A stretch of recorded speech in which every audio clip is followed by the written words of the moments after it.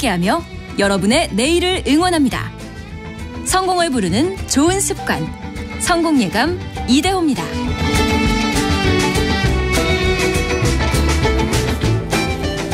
성공예감 이대호입니다. 2부 시작합니다. 경제상식 퀴즈 이제 정답을 말씀드릴 때입니다. 항상 그 2부 시작할 때 이제 저희가 정답을 말씀드리고 있겠고, 많은 분들이 보내주신 것처럼 인플레이션이 정답입니다. 인플레이션. 통화가 많이 이제 팽창이 되면서 물가가 많이 오르는 현상. 여러분이 정말 많이 지금 이것 때문에 고통받으시는 분들 많이 또 문자 메시지 보내주고 계시는데요. 몇 분 소개를 해드릴게요. 5572님이 인플레이션. 네, 정답 맞춰주셨고요. 성공예감 이대호입니다. 청취율 조사 전화 오면 답변 준비했습니다. 커피 마시고 싶어요. 라고. 야, 청취율 조사 기간이니까 어떻게들 이렇게 다들 잘 알고 계시죠?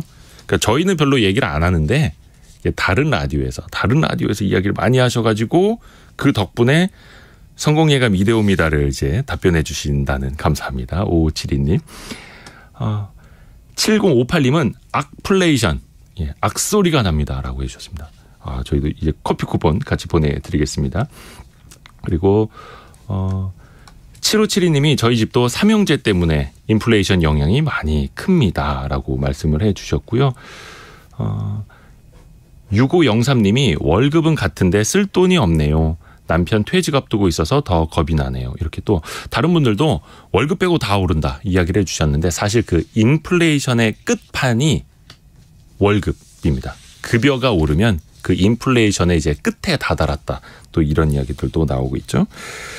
자, 2부 이어가 보겠습니다. 2부에는 최근에 그 프랜차이즈 창업 계속 생각하시는 분들은 많을 텐데, 지난해 기준으로 프랜차이즈 가맹점 수가 33만 개를 넘어섰다고 합니다. 이게 1년 사이에 6만 개 이상, 즉 24%나 늘어난 거라고 하는데, 야, 이게 프랜차이즈가 이렇게 잘 되나요?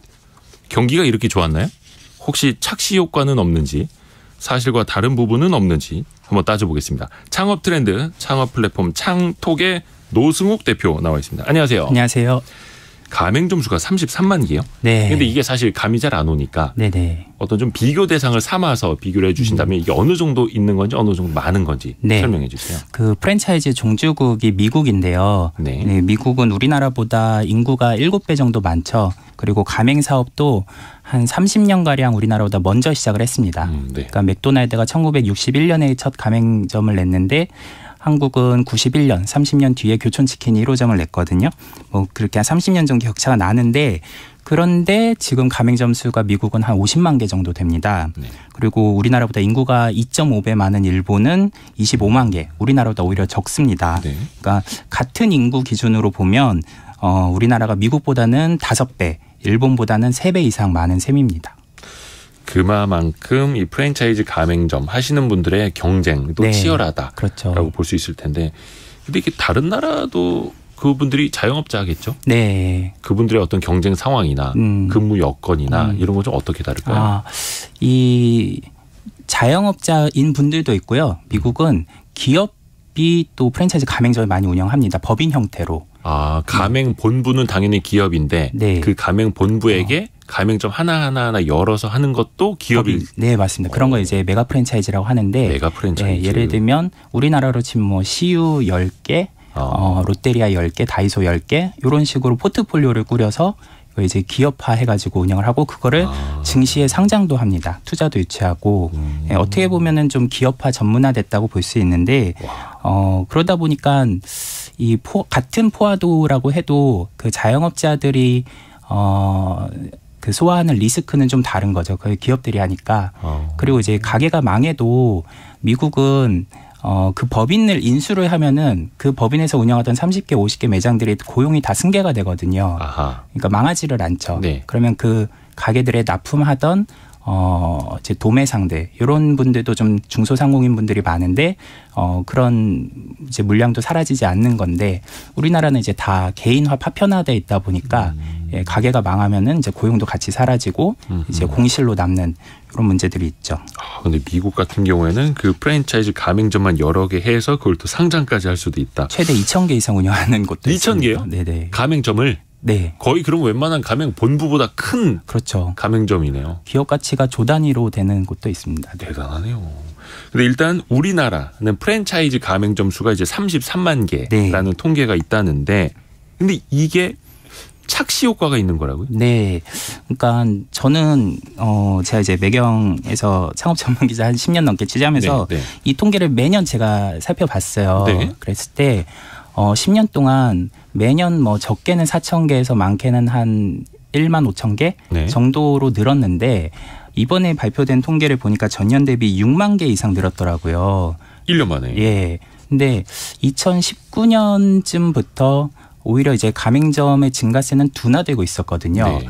그래서 이제 그동안의 어떤 흐름하고 다르다 해가지고 좀 들여다봤습니다. 네. 그런데 가맹점이 늘었다 그러면은 이제 우리가 가맹점 매장이 늘었다고 생각이 들잖아요. 매장 수가 많아졌다. 예. 근데 실은 매장 수가 늘었다기보다는 한 매장에서 배달로 파는 이제 브랜드가 많아졌다. 근데 그런 것들이 다 하나하나 가맹점으로 집계가 되거든요. 통계에서는.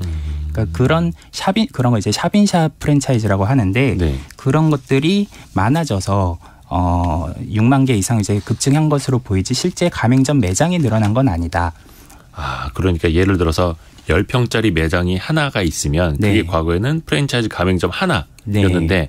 그 안에 5개가 될 수도 있고 10개가 될 수도 있고 맞습니다. 그냥 브랜드를 갖다 놓고 영업을 하게 되면 네. 그게 5개, 10개로 카운트가 되는. 그렇죠. 이게 이번에 통계가 발표된 기준이 2021년이거든요. 예. 그러면 이제 코로나가 한창이던 시절이잖아요. 아, 네. 예, 코로나 때 샵인샵 프랜차이즈가 정말 급증을 했습니다. 네. 거의 뭐 난립을 했다고 할 수 있는 수준인데 그런 영향인 거지 실제 프랜차이즈 가맹점 주가 늘어난 것도 아니고 네. 가맹점 매장이 이렇게 6만 개를 급증한 건 아니다. 그래서 그런 걸 다 이제 프랜차이즈 산업이 다 성장했다라고 받아들이면 좀 오해가 소지가 있다 그 말씀입니다.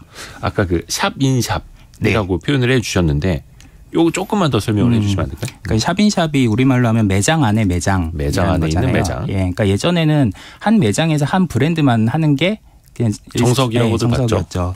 그래서 이제 매장 수를 보면은 이제 가맹점 수 뭐 네. 그렇게 동의를 했는데 요즘은 한 매장 안에 여러 브랜드들이 들어갈 수가 있게 된 거거든요. 네. 이걸 이제 콜택시를 생각하시면 쉬운데 예. 이번에 이제 가맹점 수가 급증한 이유 중에 하나는 가맹 택시가 늘었다는 건데요. 예전에는 택시가 프랜차이즈로 운영하지 않았잖아요. 네. 네, 근데 요즘은 뭐 카카오 택시, 우티, 뭐 타다 이런 것들도 이제 가맹 택시가 된 거. 이게 그 택시가 콜을 여러 군데에서 받으려고 하는 거거든요. 네. 네, 그러면서 이제 중복으로 가입을 한 거죠.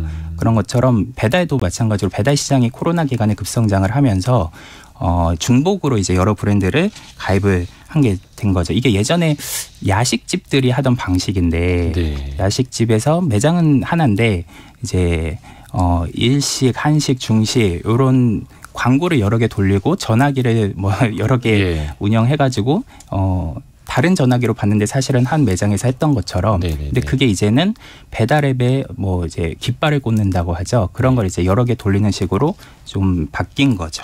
그러니까 족발도 한 집에 네. 치킨도 한 집에 그쵸. 쫄면도 한 집에 네. 서 다 오는. 근데 한 집에 전화기만 대여섯 대 있고 맞습니다. 상호가 대여섯 개 있는. 요즘은 이제 전화기 대신에 배달 앱에 꽂는 이제 깃발로 바뀐 거죠. 깃발이라고 해요. 그러니까 이제 그러니까 배달 앱을 업계용어인데요. 어플로 네. 배달을 받는 접수하는. 광고를 하는 배너를 이제 깃발 꽂는다라고 하는데 네, 그래서 제가 만나본 분 중에는 대학생인데 예.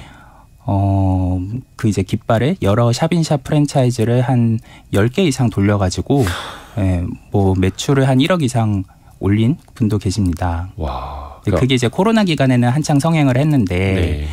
지금은 좀 상황이 바뀌었잖아요. 예, 엔데믹이 있고 하니까 그래서 이 통계만 보시고 지금도 이럴 거다라고 오해를 하실까 봐 말씀드린 겁니다. 이것도 이제 지나간 통계니까. 근데 일단은 샵인샵도 보면 이게 쉽지는 않아 보입니다. 그렇죠? 매장 하나에서 뭐 여러 개 브랜드를 동시에 운영을 한다라는 게. 네. 근데 왜 굳이 이렇게 해야 되는지 역시 수익 때문일까요?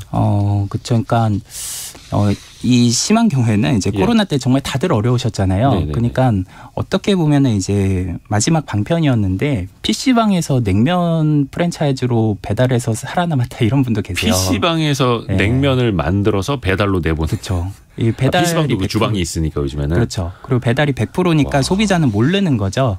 여기가 PC방에서 만든 건지 냉면 전문인지. 그리고 이 샵인샵 프랜차이즈들이 보통 그 H말 형태로 밀키트 형태로 납품을 하거든요. 그래서 뜯어서 그냥 데워서 내기만 하면은 되는 그 거라. 봉지째 그냥 데워서 뜯어서 내보내면 되는. 주방도 사실 없어도 될 정도로 그렇게 이제 코로나 기간에 늘어난 건데 이거에 대한 이제 우려가 나오기 시작한 게 네. 전문성이나 위생 상태 이런 거가 너무 이제 한 매장에서 브랜드를 여러 개 돌리다 보면 예. 이제 외식 산업의 발전에는 좀 바람직한 방향은 아니지 않나 하는 우려가 나온 예전부터 나왔습니다.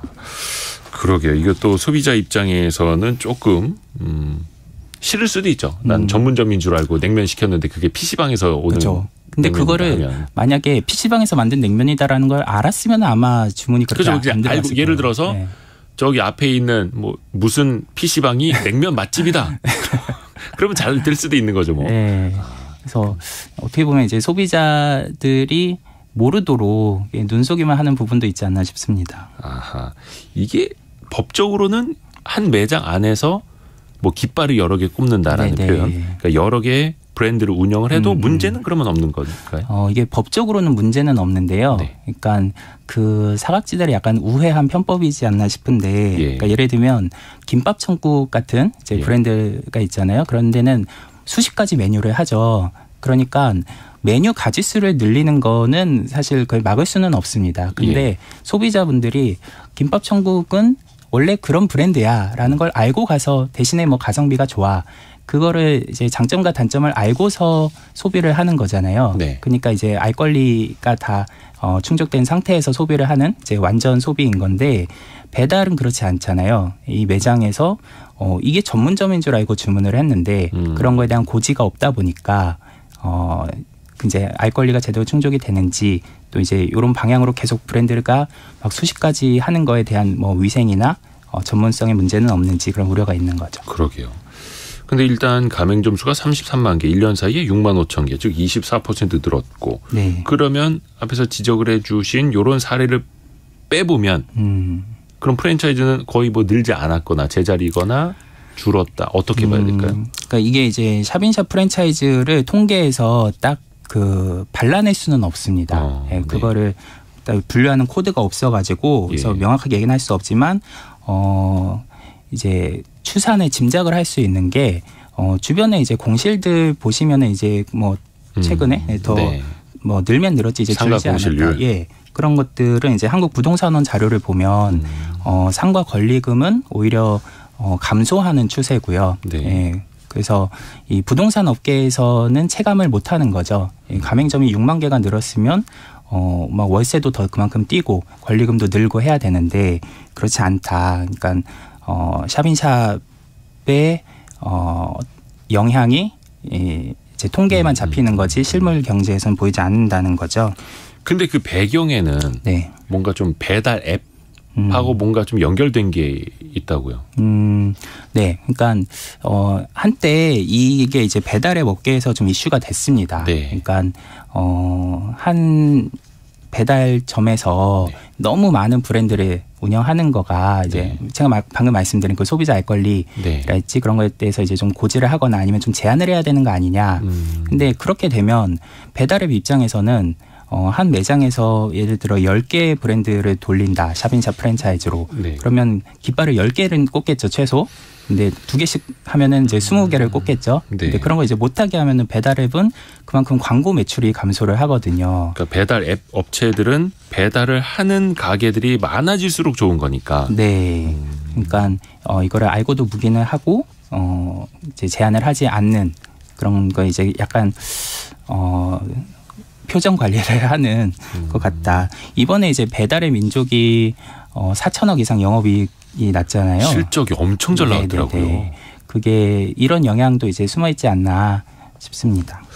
근데 이걸 어떻게 판단을 해야 될까? 이제 자영업 하시는 분들 입장에서는 그래도 네. 내가 뭐 불법 저지르지 않고 브랜드 여러 개 동시에 운영을 하면서 네. 전화기 10대 갖다 놓고 뭐 깃발 10개 꽂고 하겠다라는데 이걸 어떻게 제재할 수도 없는 거고 이거를 좀 어떻게? 그러니까 이거를 이제 아주 막을 수는 없고요. 네. 또 이거가 이제 가진 장점도 있을 수 있거든요. 그러니까 점주가 이제 추가 매출을 일으키고 싶을 때 손쉽게 이제 다른 브랜드를 매장을 추가로 늘리지 않고도 네. 네, 추가 출점을 할 수 있는 방편이기는 하죠. 근데 이제 어떤 외식 산업의 경쟁력이랄지 또 소비자 알 권리랄지 이런 것들을 감안했을 때 어느 정도는 이제 규정할 건 규정하면서 좀 건전하게 성장을 해야 된다는 말씀인데요. 그러니까 예를 들면 이 2021년 10월에 1+1 제도가 생겼거든요. 네. 가맹사업법에. 이게 뭐냐면 직영점 하나를 예. 본사가 1년 이상 운영해야지 가맹점을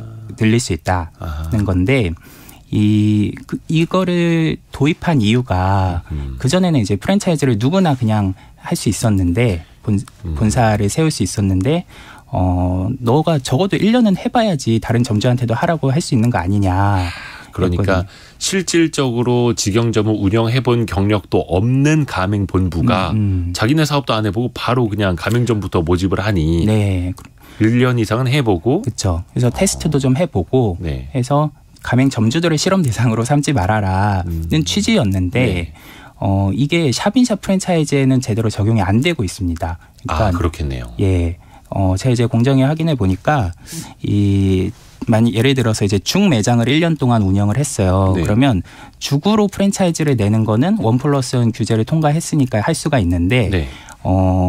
이 사업자가 이제 냉면을 판다든지 뭐 네. 김치찌개를 판다든지 이런 것도 가맹 사업을 바로 샵인샵으로 할 수가 있습니다. 네. 근데 이게 이제 표준 사업 대분류에서 한식이라는 그 같은 코드로 묶이니까 된다는 건데 사실 이제 점점 더 시장이 세분화되고 전문화되는 상황에서는 죽만 1년 동안 운영한 한 업체가 이제 갑자기 김치찌개 전문점 이렇게 하는 거는 또 다를 수 있잖아요. 그리고 또 문제가 그러면 이제 한식은 뭐 비슷하다고 하는데 사실 거기 안에서도 이제 기준은 다르겠지만 중식을 또 갑자기 이제 가맹 사업을 하고 싶다. 네. 그러면 이 업체가 그 중식당 운영하던 데를 인수를 합니다. 그래서 네. 그 업장을 기준으로 1년이 넘었으니까 또 바로 프랜차이즈 사업을 할 수가 있습니다. 그런 식으로. 네. 근데 이 사업자 기준이 아니라 사업장 기준으로 하다 보니까 사업자가 아니라 사업장 기준이라서 그 운영 노하우가 정말 있는지 검증하기 어려운 부분이 있죠. 운영 노하우는 모르겠지만 빠져나가는 노하우는 상당하네요. 야, 대단합니다. 하여튼 그 규제를 이제 이리저리 빠져나갈 수가 있는 거고 좀 전에 그 0678님이 그래서 요즘은 배달만 전문으로 하는 데서는 주문하지 않습니다라고 해주죠. 그러니까 이게 사실 신뢰가 같이 이제 깎여나가면 결국 이제 이런 사업이나 자영업 하시는 분들에게도 좋지가 않은 건데 말이죠. 그러니까 이게 앞에서도 이야기를 하신 것처럼 법적으로는 문제는 없어도 소비자 입장에서는 지금 0678님처럼 너무 기만 아니냐 이렇게 기분 나쁘게 생각하실 수도 있는 거여서 이건 약간 좀 그 배달앱 운영하는 업체들도 좀 새겨 들어야 될 부분이 있겠네요.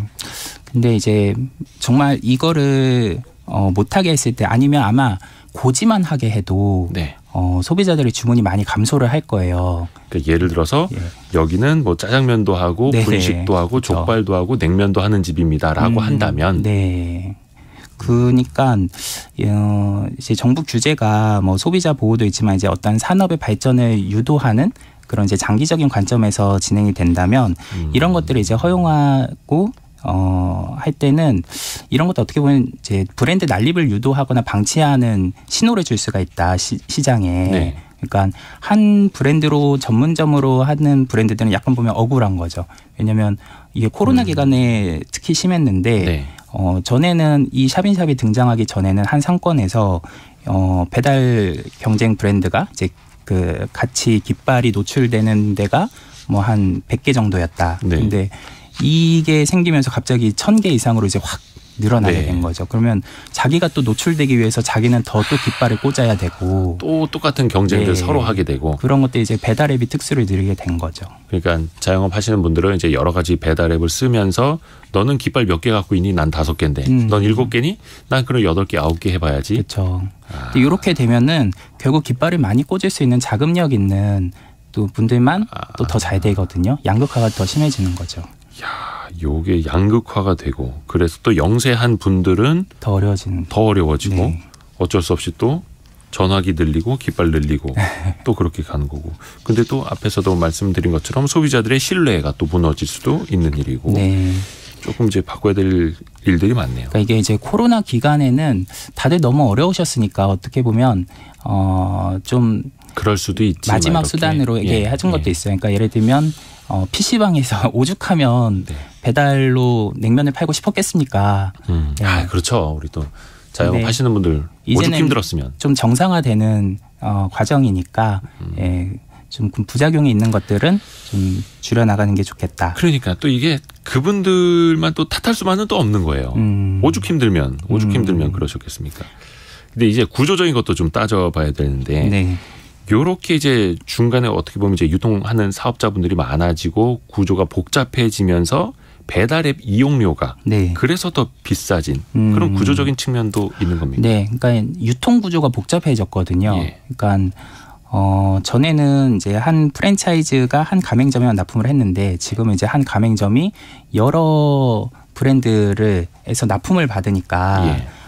그 샵인샵 프랜차이즈들도 거기다 다 유통 마진을 또 붙일 거 아니겠어요. 네. 그러니까 이 한 브랜드로 하면은 규모의 경제가 일어날 수 있는 것도 예를 들면 뭐 한 10개, 20개 이렇게 한 그 아이템만 해가지고 판다면 네. 이제 그만큼 그 구매 단가를 낮출 수가 있거든요. 근데 한두 개씩 파는 브랜드를 이제 10개, 20개 돌린다 그러면 그만큼 이제 원가를 낮출 수 있는 부분들이 줄어들겠죠.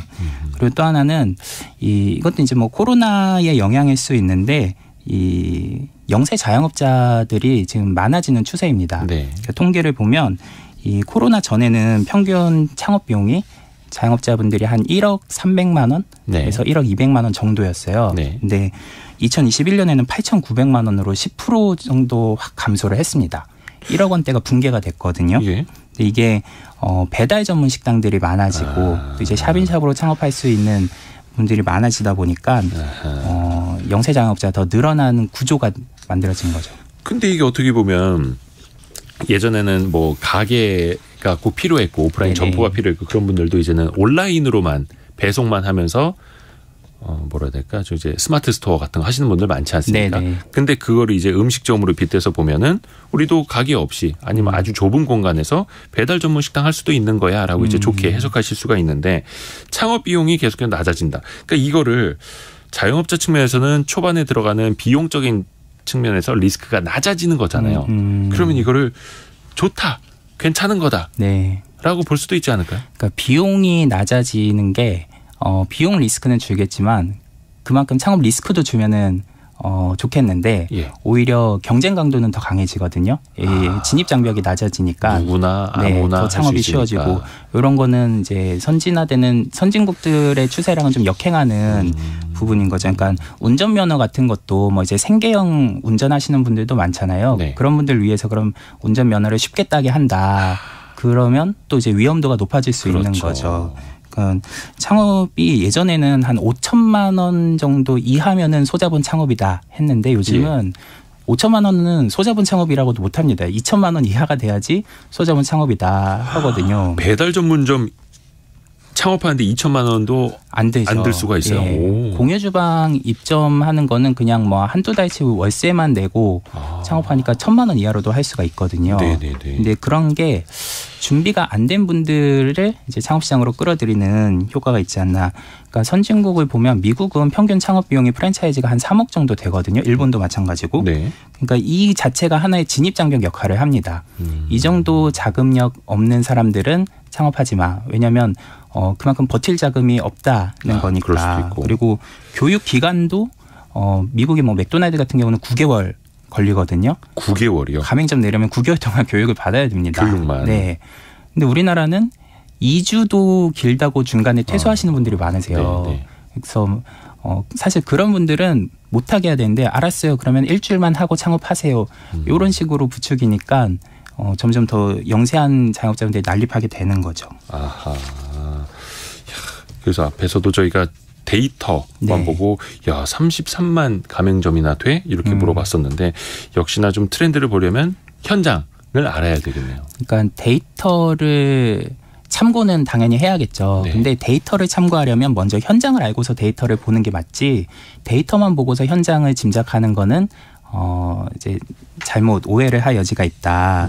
건데 그러니까 예를 들면 이런 겁니다. 제가 이제 와인바 사장님들 만나서 요새 어떤 와인이 잘 팔리세요? 이렇게 물어보면 라벨 예쁜 와인이 잘 팔린다고 하세요. 라벨이 예쁜 와인. 네. 그 병 앞에 붙어 있는 거. 네네. 네. 그러니까 맛보다는 이제 MZ 세대들이 인스타그램에 올리기 때 예쁜 그런 와인들을 찾는다는 거죠. 근데 이거를 이제 데이터를 보면 이게 전혀 드러나지가 않거든요. 뭐 신대륙 와인이 잘 팔린 건지 스파클링 와인이 잘 팔린 건지.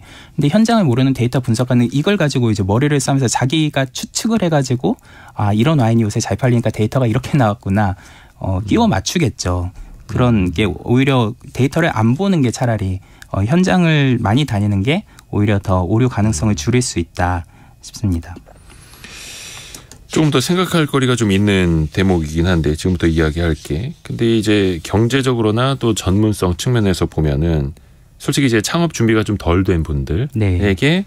프랜차이즈 가맹 본부나 아니면 배달 앱에서 뭔가 계속 창업하도록 쉽게 가게 문을 열도록 장사를 시작하도록 좀 부추기는 것도 좀 없지 않아 있지 않을까요? 네. 그러니까 가맹점이 늘어나고 이 배달 그 깃발이 늘어났을 때 이익을 보는 데가 누군가 봤을 땐 프랜차이즈 본사랑 배달 앱이잖아요. 네, 그래서 그렇죠. 어떻게 보면 둘이 이제 어떤 모종의 공생관계가 있는 거죠. 네. 그런 거에 대한 피해는 소비자와 자영업자들이 받고 있다. 이번에 이제 프랜차이즈 통계도 가맹점이 늘어난 것처럼 보이고 배달앱도 그렇게 수익이 많이 늘어나니까 그게 이번에 확실히 반영이 된 거 아닌가 이제 말씀을 드리는 겁니다. 2926번 쓰시는 분께서 열심히 하고 있습니다. 열심히 하는 이런 매장도 있다고 꼭 많이 말씀해 주세요. 배달 전문점 인식이 너무 안 좋아져서 걱정입니다. 라고 해 주셨습니다. 그렇죠. 그래서 뭐가 옳다 그르다 뭐 좋다 나쁘다는 아닙니다. 많은 분들도 고생하고 계시고요. 그러니까 미국하고 한번 일본 사례를 한번 볼게요. 네. 미국이나 일본은 프랜차이즈 가맹점 성장세가 꺾이거나 오히려 축소되기도 한다고요. 네. 그 일본 같은 경우는 가맹점 본사가 1,300개에서 거의 수년째 정체되고 있습니다. 그리고 네. 작년에도 한 몇십 개가 오히려 줄었고요. 네. 가맹점도 몇백 개가 줄었습니다. 그러니까 일본에서는 프랜차이즈가 우리나라처럼 인기도 없고 사양 산업이다 하는 거고, 예, 미국도 마찬가지로 아까 이제 수천 개 운영하는 메가 프랜차이즈들이 있다고 했잖아요. 이런 데가 지금 주가가 코로나 팬데믹 때만큼이나 지금 많이 내려갔고요. 또 맥도날드는 지금 이제 구조 조정 한다고 이번에 발표를 했죠. 네. 그리고 가게를 이제 가맹점을 수십 개 운영하는 메가 프랜차이즈들이 지금 파산을 하고 있습니다. 올해만 한 4개 업체가 파산을 했습니다. 여태까지. 그러니까 뭐 맥도날드도 좀 한국도 그렇고 좀 적자 네. 구조가 좀 있다고 알고 있고 그래서 구조 조정을 좀 하고 있는 거고 더 이상 미국이나 일본은 프랜차이즈가 성장 산업이 아니다. 근데 이제 우리가 일반적으로 알고 있는 경우에는 프랜차이즈 같은 경우에는 박리담회식 영업. 그러니까 조금씩 남기더라도 많이 팔아서 수익을 내는 구조로 네네. 알고 있는데 그게 좀 어떻게 바뀌고는 있습니까? 네. 그러니까 이제 미국, 일본에서 우리보다 먼저 프랜차이즈 산업이 발전한 나라에서 네. 지금 오히려 산업이 감소하고 있다라는 거는 또 우리나라도 이 가맹점이 늘었다고 보이지만 사실은 뭐 부동산 업계에서는 체감하지 못하고 있다. 예, 그런 이제 착시 현상이 있다. 이렇게 네. 말씀드리는 거는 이제 결국 일관적으로 프랜차이즈 산업의 성장세가 정체되고 있다는 건데요. 그럼 왜 그럴까? 이제 업계에서 봤을 때는 이 프랜차이즈의 강점이 지금은 네. 오히려 약점으로 작용하고 있다는 분석인데요. 예를 들면 프랜차이즈의 3요소 중에 하나가 이제 표준화거든요. 표준화. 네. 그러니까 어딜 가도 같은 맛, 같은 서비스를 제공하니까 적어도 이 프랜차이즈를 가면 기본은 하겠지. 네. 예. 그렇죠. 그러니까 뭐 이제 해외 여행 갔을 때 뭐 이제 그 현지 음식 입맛에 안 맞으면 맥도날드 가잖아요. 예, 그런 식인 건데 요즘은 그게 이제 외식 산업이 하향 평준화 됐을 때는 그 프랜차이즈의 표준화가 강점이었던 거죠. 네. 예, 근데 요즘은 외식업 경쟁력이 점점 높아지고 있고 전문화되고 있고 세분화되고 있거든요. 네. 그리고 소비자 취향도 다변화되고 있고요. 그러니까 가맹점을 한 군데 갔으면 이제 다른 데는 좀 진부해지는 거죠. 그러니까 예전 한 5년 전만 해도 한 6개월 만에 전국의 가맹점이 막 500개 늘어나는 식으로 줄 서는 프랜차이즈들이 많았거든요. 유행 타가지고 빠르게 네. 늘어나는. 네, 설빙, 주시, 명랑, 핫도그 다 그렇게 예. 늘었는데 요즘은 그런 브랜드 거의 없습니다. 100개 이상 이렇게 늘어나는데도 거의 없거든요. 그러니까 소비자들의 취향이 그만큼 다변화되고 있고 프랜차이즈를 선호하지 않는다는 거죠. 한쪽으로 쏠릴 때 확 쏠리는 게 아니라 네. 이제는 다변화된 선호도에 따라서 달라지는. 그러니까 이왕이면 개성 있는 노포를 간다든지 인스타그래머블한 뭐 핫플레이스 가게를 간다든지 이런 식으로 좀 트렌드가 바뀌고 있다는 거죠. 개성을 찾아서. 네. 그냥 획일화된 표준화된 거는 이제 많이 봤고 모르겠습니다. 이게 또 앞에서도 뭐 미국하고 일본 이쪽은 프랜차이즈가 조금 저물고 있다 이야기를 네. 좀 들었는데 사실 너무 이제 난립하게 되면 사람들도 실증을 느끼게 되고 네. 또 어떻게 보면 이제 신뢰도 좀 떨어질 수도 있고 이런 문제점이 있는데 조금 개선하기 위해서 참고할 만한 사례가 있다면 좀 알려주시겠어요? 그러니까 일본이 우리가 이제 많이 닮아가는 부분들이 있잖아요. 저출산 고령화, 뭐 비혼 1인 가구 네. 이런 것처럼 프랜차이즈 외식 시장도 좀 비슷하게 진행되는 것 같은 게 일본은 외식 산업이 97년에 300조 원으로 정점을 찍고서 그동안 계속 하락 추세였거든요. 네. 그런데 그래서 한창 힘들 때는 이제 2011년 동일본 대지진 때는 230조 원 정도를 한 20%까지 이제 정점을 찍고서 떨어졌는데 네. 2010년대 중반 들어서는 오히려 이제 조금씩 다시 살아나기 시작했습니다. 네. 여기서 저는 이제 그 우리나라의 시사점이 있다고 보는 게 왜 2010년대 중후반 들어서 다시 살아났는가? 일본 외식업계에서 나온 분석이 두 가지인데요. 네. 액티브 시니어 세대인 단카이 세대가 네.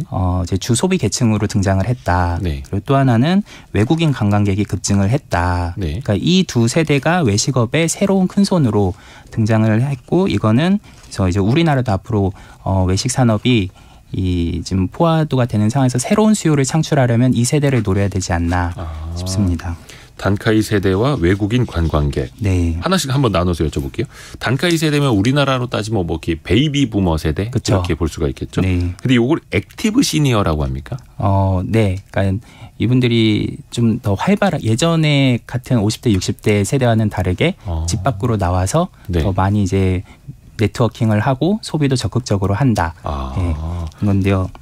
이 일본의 단카이 세대가 근데 우리나라보다 좀 다른 거는 45년생부터거든요. 네. 일본은 이제 전후부터 이제 출산 붐이 일었는데 우리는 한국 전쟁 이후, 그러니까 53년 이후잖아요. 네, 네. 그래서 한 10년 정도 격차는 있습니다. 네. 근데 일본은 단카이 세대가 그래서 2010년대에 한창 액티브 시니어 역할을 했다면 네. 우리나라는 그 10년 후인 2020년대 이제부터가 오히려 더 액티브 시니어가 베이비붐 세대가 이제 주소비 계층으로 활발하게 활동할 수 있는 기회다라는 거고요. 그래서 MZ세대 요새 얘기 많이 하는데 이제 경기가 어려워지고 하면은 앞으로는 이제 지갑을 열 수 있는 두둑한 분들은 오히려 MZ세대가 아니라 액티브 시니어지 않을까. 그래서 타겟 고객층을 조금 더 연령대를 높여도 되겠다는 분석이 나오는 거고 또 하나는 이 일본의 외식 산업이 97년에 정점을 찍고서 계속 감소했던 배경 중에 하나는 편의점이 확장이 된 거였거든요. 네네. 편의점이 이제 외식업의 새로운 경쟁 상대로 떠오르다는 거죠. 네. 그러니까 일본 편의점 가보신 분들은 아시겠지만 뭐 도시락도 워낙 잘 돼 있고 네. 또 이제 베이커리 디저트 라인이 되게 전문화돼 있거든요. 네. 그래서 이제는 편의점이 뭐 식당뿐만 아니라 빵집도 대체할 정도로 그렇죠. 성장을 하고 있는데 우리나라도 이제 지금 편의점 대형화되고 있죠. 예. 네. 그래서 최근에 한 60평으로 편의점 내신 분 만나봤는데 이제 외식업과 와인과 베이커리 네. 라인을 이제 편의점이 이제 수요를 공략하고 있으니까 그것들을 드릴 공간이 좀 더 필요하겠다 싶어서 대형 매장으로 냈다고 하더라고요. 그 정도면은 꽤 큰 대형 매장이라고 볼 수 있는 거죠. 그렇죠. 우리나라 편의점은 평균 크기가 15평 정도입니다. 네. 그래서 30평만 돼도 대형 매장인데 그 4배. 합 60평으로 해서 이제 장보기 수요까지 노린다고 하더라고요. 장 보는 것까지 네. 대형마트 가지 말고 편의점으로 오세요. 네네. 이런 식으로요. 1인 가구가 늘어나니까 이제 소규모로만 이제 구매를 하는 거죠. 그러면 우리나라 편의점도 디저트뿐만이 아니라 거의 한 끼 식사까지 되는 시대로 이제 와 있는데 네. 이게 어떻게 보면은 프랜차이즈 개별 매장 입장에서는 이것까지도 이제 경쟁 상대가 되어버리는 거네요. 그렇죠. 그래서 저도 이제 어머니가 순댓국집을 하셔가지고 이제 먹자 상권에 많이 들어갔는데 그래서 어렸을 때 어머니가 항상 이제 옆 가게 손님 있는지 보고 와라 이런 식으로 했거든요. 우리만 장사 안 되는 거 아닌가? 그랬는데 옆 가게만 볼 게 아니고 이제 편의점도 봐야 된다. 네, 우리가 파는 거 편의점에 들어왔는지. 왜냐면 밀키트가 워낙 잘 돼 있으니까 요새는 이종업체와 경쟁이 이제 심화되고 있는 거죠. 순대국밥집을 하시면 이제 편의점에 순대국밥 밀키트 나오거든요. HMR이라고 하는 게 거기 진열이 되어 있는지를 신경 써야 되는. 맞습니다. 근데 아까 그 액티브신이요. 그러니까 이제 베이비 부머 세대가 어떻게 보면 그 소비 시장에 큰 손이 되고 있다. 근데 네. 이분들이 이제 은퇴한 세대잖아요. 일부는 그렇죠. 그렇죠. 일부는 그런데 네. 그러면은 현역에 있어서 그러니까 소득 생활이 많지 않은 분들도 이분들이 프랜차이즈 업종에 대해서는 계속해서 왕성한 소비 활동의 대상이 될 수 있다. 그건 이제 프랜차이즈뿐만 아니라 이제 모든 외식업에 예. 소비 대상이 될 수 있으니까, 네. 그러니까 이제 세대를 공략하는 전략에서는 조금 더 이제 연령대를 높여도 되겠다 싶은 거고요. 또 하나는 이제 외국인 관광객인데, 외국인 관광객. 네. 외국인은 사실 약간 일본이 부러운 부분이 있는 게 우리나라 2010년대 초반만 해도 일본이랑 우리나라랑 비슷했거든요. 1년에 네. 그 방문하는 외국인 관광객이 1000만 명대 초반으로 비슷했어요. 예. 그리고 우리가 좀 더 많았어요. 우리가 한 1,500만 명 되고 일본은 1,300만 명 정도 됐거든요. 예.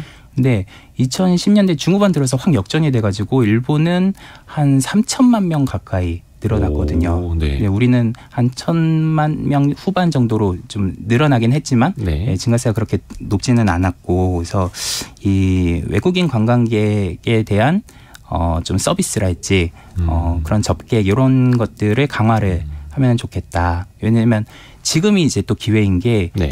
K푸드가 정말 열풍이거든요. 세계적으로. 그렇죠. 네. 그래서 요즘 투자업계에서도 K푸드 전문 업체들한테 이제 많이 투자를 하고 있거든요. 그래서 이제 지금 이제 새로 외식을 하시는 분들은 외국인 관광객이 인바운드로 우리나라에 방문하는 것만이 이제 고객이 아니고 네. 우리가 아웃바운드로 나가서 한식으로 외국에서 창업을 하는 것도 기회다 싶은데 네. 이런 흐름에 맞춰서 이제 중기부에서도 예. 지금 강한 소상공인 성장 지원 사업이라고 소상공인 분들이 이제 스케일업을 하려고 할 때 1억 원까지 지원을 해주는 제도를 시작을 했는데 올해 처음으로 글로벌 진출 분야를 추가를 했습니다. 기존에는 뭐 매장을 늘리거나 사업을 확대할 때 최대 1억 원까지 지원을 해줬는데 이제는 해외 진출까지도 네. 지원을 해주는. 맞습니다. 네. 그러니까 국내에서만 창업하지 말고 예. 해외 나가서 창업하거나 아니면 국내에서 만든 거를 해외 수출을 해라. 밀키트 같은 것도 될 수 있고. 뭐 그래서 작년에 선정됐던 데가 글로벌 분야는 아니었는데 그 강릉에서 한과를 3대째 만들던 분이 우승을 하셨어요. 그래서 네. 한 8,500만 원 정도 지원금을 받았거든요. 네. 그 이제 한과도 이제 수출을 하도록 이제 뭐 공장을 더 설비를 증설을 한다든지 그런 거에 투자하도록 이제 지원을 해준 거죠. 이거를 이제 지금 내일까지 지원을 받고 있거든요. 중기부에서 강한 소상공인 성장 지원 사업이라고 해서 관심 있는 분들은 신청해 주셔도 좋을 것 같고요. 야, 오늘 진짜 많이 배워봤습니다. 특히 이제 소상공인 지원을 받아서 네. 강소상공인이 되는 거죠. 이제 강소상공인. 맞습니다. 그래서 진짜 해외 진출까지 하는 자영업자. 그럼 이제 자영업자가 더 이상 아니고 이제 사업자. 네. 그렇죠. 기업인이 되는 건데요. 외식업계에서 글로벌 감각을 좀 갖춰야 된다 하는데 우리나라에서 좀 약한 부분이 할랄 음식 전문가가 잘 없다 하더라고요. 네, 뭐 이런 이제 블루오션도 좀 노려보면 좋을 것 같습니다. 기회가 있다. 네네. 오늘 창톡의 노승욱 대표 통해서 프랜차이즈 어떤 뭐 숫자에 가려져 있는 진실도 배워봤고 뭐 해외 진출 노하우나 팁도 한번 같이 들어봤습니다. 고맙습니다. 감사합니다. 라디오 정보센터 뉴스 듣고 오겠습니다. 지난 2일부터 사흘째 전국 곳곳에 대형 산불이 이어지고 있는 가운데 산불 3단계가 발령 중인 경북 영주 산불에 주불은 진화됐습니다. 현재 충남 홍성, 충남 금산과 대전 서구, 전남 한평 등 모두 4곳에 산불 3단계가 내려져 있습니다. 3월 소비자 물가 상승률이 4.2%를 기록한 데 대해 한국은행이 예상대로 상당폭 낮아진 수준이라고 평가했습니다. 또 지난해 기저효과의 영향으로 올해 중반까지 물가가 둔화 흐름을 이어갈 것으로 내다봤습니다. 아시아개발은행이 한국의 올해 성장률을 글로벌 경기 둔화와 불확실성 등으로 인해 지난해 12월 전망치와 동일하게 1.5%로 예상했다고 밝혔습니다. 내년 성장률은 2.2%로 전망했습니다. 주요 산유국들의 전격적인 추가 감산 조치에 국제유가가 급등했습니다. 5월 인도분 서부 텍사스산 원유는 전 거래일보다 배럴당 6% 치솟은 80.24달러에 거래를 마쳤습니다. 브렌트유도 1년여 만에 가장 큰 폭의 상승률을 보였습니다. 지금까지 라디오 정보센터 조진주였습니다. 성공예감 이대호입니다. 2부 함께하고 계시고요. 청취자 여러분께서 보내주시는 질문 모아서 애프터 서비스 해드리는 시간, 유혜진 리포터 나와 있습니다. 안녕하세요. 네, 안녕하세요. 어떤 질문들이 들어와 있나요? 네, 어제 퀴즈 정답이 이산화탄소였는데요. 네. 5754님, 어느 날 버스 뒤에 따라갔는데 매연이 엄청 나오더라고요. 네. 이런 차 괜찮은가요? 하고 질문 주셨습니다. 근데 이제 어디에서 어떤 버스를 보셨는지는 알 네. 수가 없어가지고, 근데 일반적으로 우리가 많이 아시는 것처럼 시내 버스는 거의 대부분 천연가스, 네. CNG 방식이라고 하는 이제 압축 천연가스 방식으로 거의 다 바뀌었고, 네. 또 나아가서 전기 버스로 대체도 되고 있죠. 그런데 시외 버스, 장거리 노선은 아직도 디젤 버스가 많이 남아있죠. 아마 그거를 보신 것 같습니다. 근데 다만 이제 천연가스를 쓰는 버스라고 하더라도 매연, 배기가스가 안 나오는 게 아닙니다. 한 디젤보다 한 10% 정도 적지만 그래도 매연이 나오기는 나온다 해서 정부가 2024년부터는 LPG, CNG라는 이런 천연가스 차량도 저공해 차량에서 제외를 할 예정이라고 합니다. 그러니까 앞으로는 수소나 전기 차량만 지원해 주겠다. 이런 방식이겠죠. 네, 그리고 어제 슬기로운 법률 생활 시간에 권리금에 대해 알아봤는데요. 최연경님, 지인이 잘 되는 음식점 프랜차이즈를 넘기면서 권리금을 받아 자산을 불리고 집 근처에 나온 도넛 프랜차이즈도 권리금이 1억 원 정도던데 이거 합법인가요? 하고 질문을 주셨는데요. 네. 어제 장윤미 변호사가 설명을 했듯이 이게 법적으로는 불법인데 현장에서는 왕왕 벌어지고 있는 일이고요. 법과 현실의 간극이 있는 상황입니다. 그리고 제가 취재를 해보니까 이게 본사에서 승낙을 하면 이 부분을 크게 문제 삼지는 않는다고 합니다. 그리고 이우진 님이요. 권리금을 못 받게 하려고 새로운 세입자에게 임대인이 임대료를 대폭 올리는 경우 기존 세입자는 어떻게 대응해야 하나요? 하고 문의를 하셨는데요. 이 부분은 법무법인 제1 임준규 변호사에게 답을 들어봤습니다. 임대차 계약은 그 임대인이 승낙을 해야 돼요. 결국에는 그 상가에서 발생하는 이득을 어찌됐건 임대인이 더 챙겨가고 싶은 거죠. 실제로 되게 많이 있는데 이제 손해배상 청구 소송을 하는 거예요, 임대인한테. 그 권리금에 상당하는 손해배상을 청구하는 거죠. 상가임대차보호법이 손해배상 청구 소송을 할 수 있게 하나의 권리를 준 거죠. 처음에 임차인을 구할 때 녹음하는 사람들은 드물어요. 왜냐하면 대부분 그냥 임대인이 선의로 당연히 도와줄 거라고 생각을 해서 이제 녹음도 안 하고 그냥 무방비로 이제 그러다가 임대인이랑 대화를 해보니까 이상한 얘기를 하니까 그때부터 임대인 대화를 녹취를 많이 해요. 그래서 처음에 구할 때 임대인과의 대화도 녹음을 하고 신규 임차인과의 대화도 녹음을 하고 대화한 카톡이나 문자 내역을 또 가지고 수집을 해야 되는 거죠.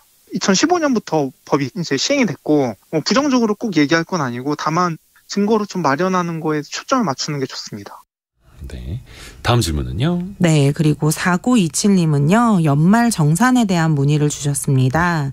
작년 6월에 퇴사를 하고 올해 초에 연말 정산을 해야 하는데 깜빡하고 넘어갔습니다. 아이고. 연말 정산 기한이 지나면 그대로 끝인가요? 하고 문자 주셨습니다. 아이고, 보통 이제 요 회사에서는 누구누구 씨 이거 서류 안 내셨어요. 네. 빨리 내세요라고 한 번씩 이렇게 재촉해 주는데 그게 없었나 보다. 이거. 근데 끝난 게 아닙니다. 연말정산 보통 이제 1월에 하게 되는데 이거 놓쳤다면은 5월에 종합소득세 신고할 때 그때 하시면 되고요. 근데 5월 소득세 신고까지 놓쳐버리면 그때는 가산세까지 함께해서 더 세금을 네. 내야 될 수도 있다는 점 꼭 아셨으면 좋겠습니다.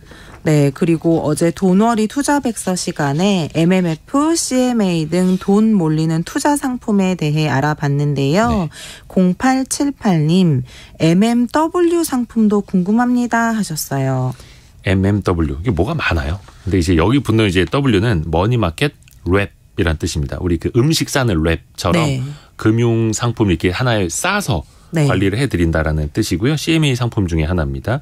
요건 이제 증권사에서 일임해서 운용을 하게 되는데 단기 자금, 뭐 콜, 예금 아니면 한국증권금융의 초단기 정기예금 요런 데에 관리를 넣어서 관리를 하게 되는데 비교적 이제 신용등급이 트리플 A급으로 가장 높은 안정성이 높은 쪽으로 돈을 굴린다. 다만 별도의 랩 보수, 랩 운용 수수료가 붙는다. 비용이 네. 좀 든다.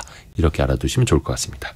네, 그리고 마지막으로 455님은요. 주식에 대한 질문을 주셨습니다. 네. 제가 주식 초보인데 가지고 있는 주식이 상장 폐지됐다고 들었습니다. 네. 이런 경우 제가 가지고 있는 주식은 어떻게 되는 건가요? 하고 문의 주셨습니다.